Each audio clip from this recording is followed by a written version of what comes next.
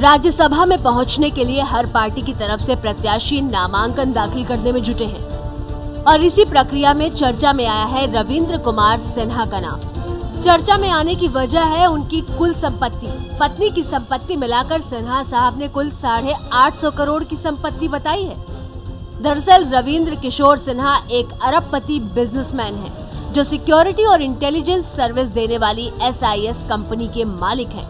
सोमवार को रविंद्र किशोर सिन्हा ने CP ठाकुर के साथ बीजेपी प्रत्याशी के तौर पर नामांकन दाखिल किया था। सिन्हा साहब के नाम पर 564 करोड़ रुपए और उनकी पत्नी के नाम पर 230 करोड़ रुपए की संपत्ति है। रविंद्र किशोर अगर राज्यसभा में पहुंच जाते हैं तो वो राज्यसभा के सबसे अमीर सदस्य होंगे। मौजूदा वक्त में JDU के महेंद्र प्रसाद 683 करोड़ की संपत्ति के साथ राज्यसभा में सबसे अमीर सदस्य हैं। खबरों के मुताबिक रविंद्र किशोर सिन्हा भी बीजेपी के सदस्य के तौर पर राज्यसभा में पहुंचने की काफी सालों से कोशिश में लगे हैं।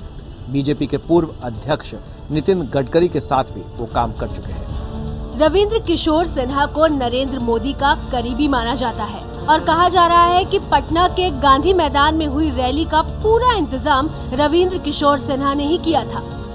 नहीं, सारा जिम्मा तो नहीं था, लेकिन वहाँ का कुछ आयोजन का कार्य जरूर हमारे हिस्से में था, क्योंकि उस समय तो मैं दिल्ली प्रदेश का चुनाव का प्रभारी था, तो उतना समय तो बिहार में दे नहीं सकता था।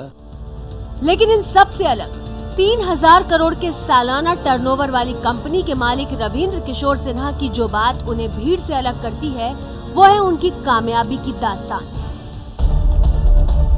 62 साल के रविंद्र किशोर सिन्हा की कहानी किसी फिल्म से कम नहीं है। ये कहानी शुरू होती है आज से 42 साल पहले।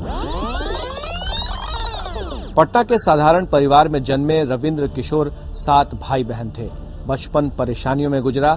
परिवार के आर्थिक हालात ठीक नहीं थे। 1971 में जब वो पॉलिटिकल साइंस की डिग्री ले रहे थे तो परिवार की मदद करने के लिए सर्च लाइट नाम के पब्लिकेशन में बतौर ट्रेनी रिपोर्टर पार्ट टाइम नौकरी कर ली। साल 1971 में भारत पाकिस्तान युद्ध हुआ और उन्हें युद्ध का कवरेज करने के लिए भेजा गया। यहीं पर उनकी दोस्ती बिहार रेजिमेंट के जवानों से हुई थी। उसके बाद 1973 में रविंद्र JP आंदोलन से जुड़े। JP के विचारों का खुलकर समर्थन करना कंपनी मैनेजमेंट को रास नहीं आया और रविंद्र को नौकरी छोड़नी पड़ी। नौकरी छोड़ते वक्त कंपनी से उन्हें 2 महीने के वेतन के तौर पर 250 रुपए मिले थे। मैं पत्रकार था और बाकायदा श्रमजीवी पत्रकार था। 230 रुपये तनख्वाह पर सर्च लाइट प्रदीप में स्टाफ रिपोर्टर था। वो 230 रुपये की नौकरी हमारी कुछ JP मूवमेंट में इन्वॉल्व होने के कारण जाती रही। हाथ में 250 रुपए थे और नौकरी की सख्त जरूरत। लेकिन इस मोड़ पर आकर रविंद्र ने इन पैसों से पटना में एक गैराज किराए पर लिया और 1974 में सिक्योरिटी एंड इंटेलिजेंस सर्विस यानी SIS बनी। उस वक्त रविंद्र की उम्र सिर्फ 23 साल थी।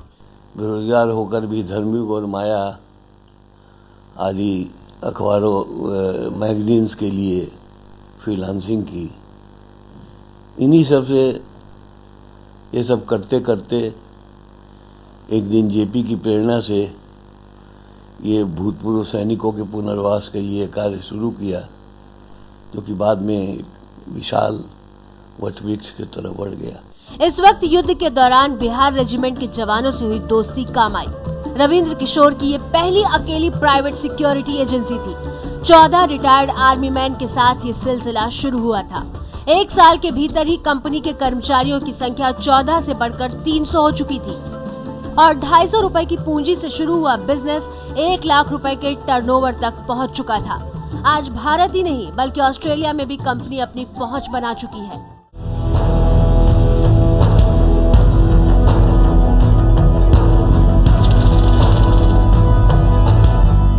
SIS का सालाना टर्नओवर करीब 3000 करोड़ रुपए है। हम गरीबी रेखा से नीचे जो गुजर बसर कर रहे हैं ऐसे लोगों को स्पॉट करते हैं, उनको प्रशिक्षित करते हैं, प्रशिक्षित करके सुरक्षा के कार्य में लगाते हैं और वो जो गरीबी रेखा के नीचे गुजर बसर करने वाला आदमी होता है वो एकदम से गरीबी रेखा के ऊपर चला जाता है।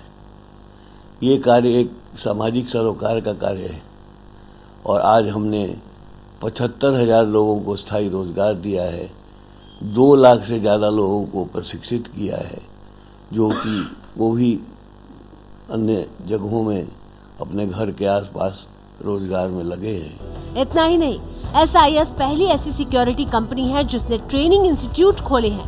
पहला इंस्टीट्यूट झारखंड में खोला गया था। कंपनी 10 अलग अलग राज्यों में इंस्टीट्यूट चला रही है।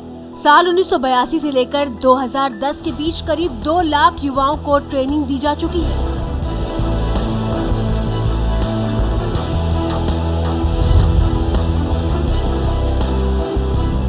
रविंद्र किशोर की कंपनी बैंक, होटल, इंस्टीट्यूट से लेकर रिहायशी कॉलोनियों तक में सिक्योरिटी सर्विस मुहैया करवाती है।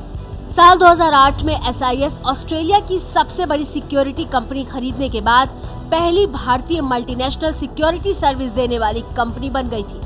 250 रुपए से 3,000 करोड़ तक पहुंचने वाली ये कहानी चौंकाती भी है और सिखाती भी है। रविंद्र किशोर सिन्हा के आगे बढ़ने का सिलसिला जारी है। यह राज्यसभा के लिए नामांकन भरते वक्त किया गया स्वागत। राज्यसभा में रविंद्र किशोर सिन्हा का जाना लगभग तय है। 7 फरवरी को जैसे ही रविंद्र किशोर सिन्हा ये चुनाव जीतेंगे, वो राज्यसभा के सबसे रईस उम्मीदवार बन जाएंगे। इससे पहले का रिकॉर्ड JDU के महेंद्र प्रसाद के नाम है, जो 683 करोड़ के मालिक हैं। विजय माल्या निर्दलीय उम्मीदवार के तौर पर राज्यसभा में दाखिल हुए थे। माल्या भी 615 करोड़ के मालिक हैं।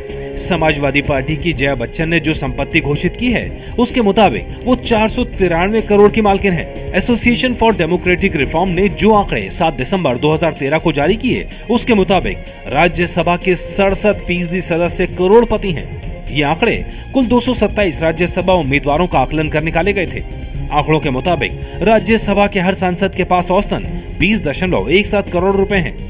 दिलचस्प ये है कि राज्यसभा में कांग्रेस के उम्मीदवार सबसे रईस हैं। आंकड़ों के मुताबिक राज्यसभा में कांग्रेस के हर सांसद के पास औसतन 16.74 करोड़ रुपए हैं। BSP के सांसदों के पास औसतन 13.82 करोड़ रुपए हैं, जबकि बीजेपी के राज्यसभा सांसदों के पास औसतन 8.51 करोड़ रुपए हैं। अब 850 करोड़ रुपए वाले रविंद्र कुमार सिन्हा के आने के बाद बीजेपी का ये औसत जरूर बदलेगा।